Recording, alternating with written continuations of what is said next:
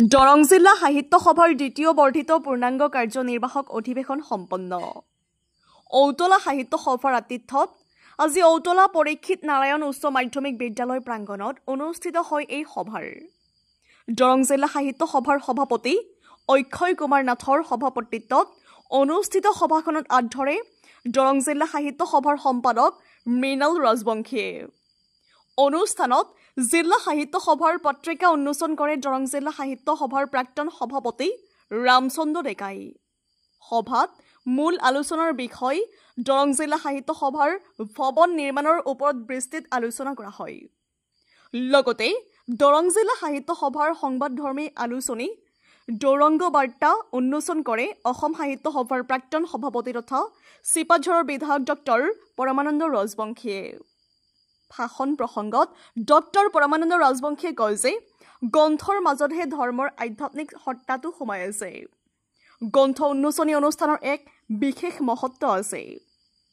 অনুষ্ঠানত দৰঙৰ বিভিন্ন গণ্যমান্য ব্যক্তি, সাহিত্য সভাৰ কেন্দ্ৰীয় নেতৃত্ব, ঔতলাবাসী ৰাইজ আৰু পৰীক্ষিত নাৰায়ণ উচ্চ মাধ্যমিক বিদ্যালয়ৰ শিক্ষাৰ্থী উপস্থিত থাকে। মংগলদৈৰ পৰা মীৰ চাহিল ইৰফানৰ ৰিপৰ্ট, ৰিপাব্লিক আছাম। আজি আমাৰ দৰং জিলা সাহিত্য সভাৰ বৰ্ধিত পূৰ্ণাংগ কাৰ্যনিৰ্বাহকৰ সভা ইয়াত অনুষ্ঠিত হৈছিল। এইখন ঐতিহ্যমণ্ডিত পৰীক্ষিত নাৰায়ণ আমাৰ হাইস্কুলৰ প্ৰাংগণ আৰু ইয়াৰ কাৰ্যকৰ্তাসকলে অতি সুন্দৰকৈ এই অনুষ্ঠানটোৰ আয়োজন কৰিছে।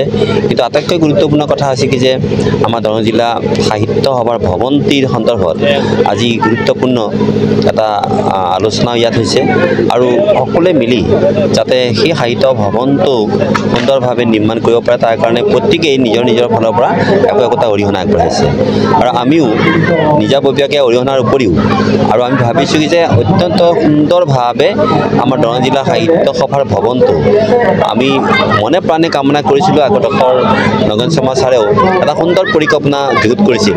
সেইটো হৈছে কি যে ধৰ্মনাৰায়ণ ভৱন হিচাপে সেই আমাৰ যিটো নেকি সাহিত্য সভাৰ কাৰ্যালয়টো বনোৱাৰ কাৰণে বা তৈয়াৰ কৰাৰ কাৰণে তেখেতে সুন্দৰ এটা দৃষ্টিভংগী আৰু এটা তেখেতে পৰিকল্পনা যুগুত কৰিছিল আৰু সেই পৰিকল্পনাটো আমি মাননীয় আমাৰ মন্ত্ৰী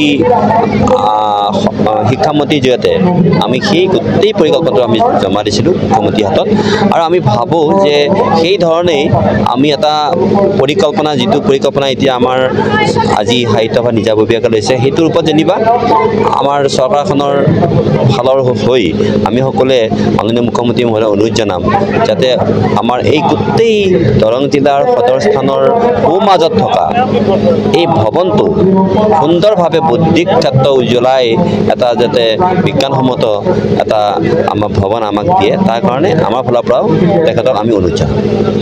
হয়, আজি ঐতিহাসিক ঔতলা সাহিত্য সভাৰ আতিথ্যত দৰং জিলা সাহিত্য সভাৰ দ্বিতীয় বৰ্ধিত পূৰ্ণাংগ কাৰ্যনিৰ্বাহক সভাখনি অনুষ্ঠিত হৈ যায়।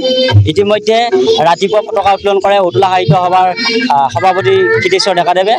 স্মৃতিতৰ্পণ কাৰ্যসূচীত অংশগ্ৰহণ কৰে দৰং জিলা সাহিত্য সভাৰ সহকাৰী সম্পাদক হিৰণ্য কাশ্যপ ডাঙৰীয়া। তাৰপিছতেই দৰং জিলা সাহিত্য সভাৰ সন্মানীয় সভাপতি চৰ্দাৰ অক্ষয় কুমাৰ নাথদেৱৰ সভাপতিত্বত বৰ্ধিত কাৰ্যনিৰ্বাহক সভা আৰম্ভ হয়। এই সভাতে দৌৰংগ বাৰ্তা চাহাবুদ্দিন আহমেদ সম্পাদিত আৰু পত্ৰিকা ৰাজেন হাজৰিকাদেৱ সম্পাদিত এই দুখন উন্মোচন কৰা হয়। দৌৰংগ বাৰ্তা উন্মোচন কৰা অসম সাহিত্য সভাৰ প্ৰাক্তন সভাপতি তথা চিপাঝাৰ সমষ্টিৰ সন্মানীয় বিধায়ক পৰমানন্দ ৰাজবংশীদেৱে। আনহাতে বাৰ্তাখনি উন্মোচন কৰে সন্মানীয় দৰং জিলা সাহিত্য সভাৰ প্ৰাক্তন সভাপতি ডক্টৰ ৰামচন্দ্ৰ ডেকাদেৱে।